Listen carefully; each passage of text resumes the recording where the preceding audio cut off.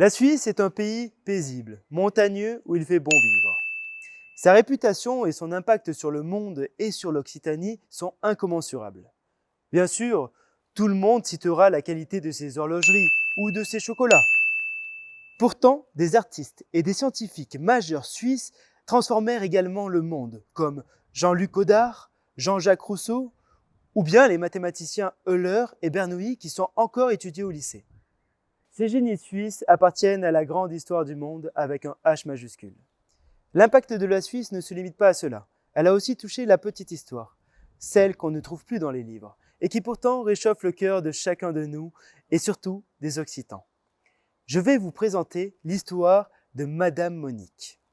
Arrivée dans les années 60 en Occitanie, devenue aubergiste, elle a créé un lieu d'accueil et de convivialité comme on n'en fait plus, au-delà des a priori et faisant fi des qu'en dira-t-on. Cet illustre chanteur, Georges Brassens, a d'ailleurs écrit une chanson sur elle pour célébrer son aide. Cette chanson, vous la connaissez tous. Eh oui, Monique, c'est la canne de Jeanne. Cette grande dame s'est éteinte récemment, mais ce reportage, fait d'images d'archives, permettra de lui rendre hommage. Je suis arrivée à Montpellier en 1961, directement de Berne en Suisse, à l'âge de 17 ans.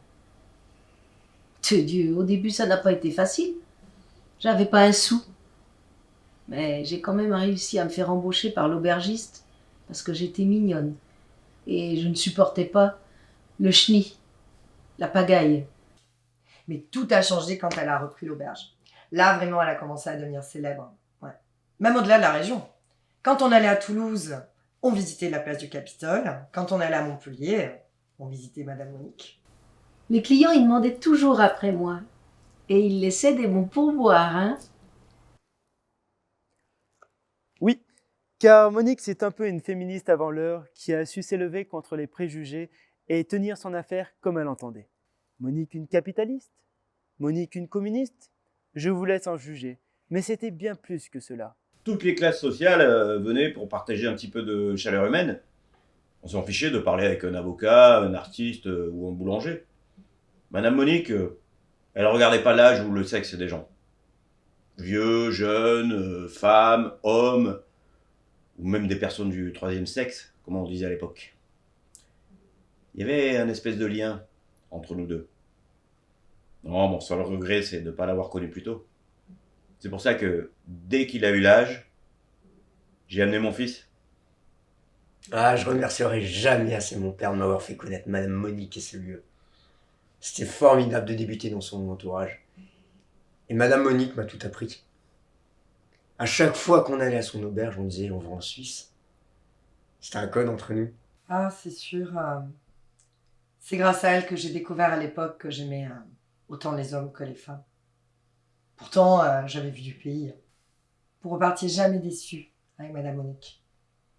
Et puis, c'est grâce à elle que je connais la pièce droite. Cet Éden créé par Ève aurait pu durer pendant des siècles. Mais c'était sans compter sur les aléas de la vie et parfois de la petitesse des êtres humains. Poussés par la liesse populaire, les policiers firent fermer ce lieu dans une intervention rocambolesque et musclée. Le jeudi gris, comme on l'appelle chez nous en Occitanie. Pourtant, de manière surprenante, le registre de la clientèle ne fut jamais retrouvé. L'affaire fut classée sans suite et enterrée dans le plus grand des silences. Cela vient sûrement de l'étoile de l'auberge qui veille sur Madame Monique. Chez moi, tant que c'était dans le respect, chacun était libre de parler et de faire à sa guise. Les gens assumaient tout, mais dès qu'ils passaient le pas de ma porte, Alors que l'éducation sexuelle n'est pas encore abordée à l'école et reste tabou dans la société, ce genre d'auberge ne devrait-elle pas être financée par l'État ?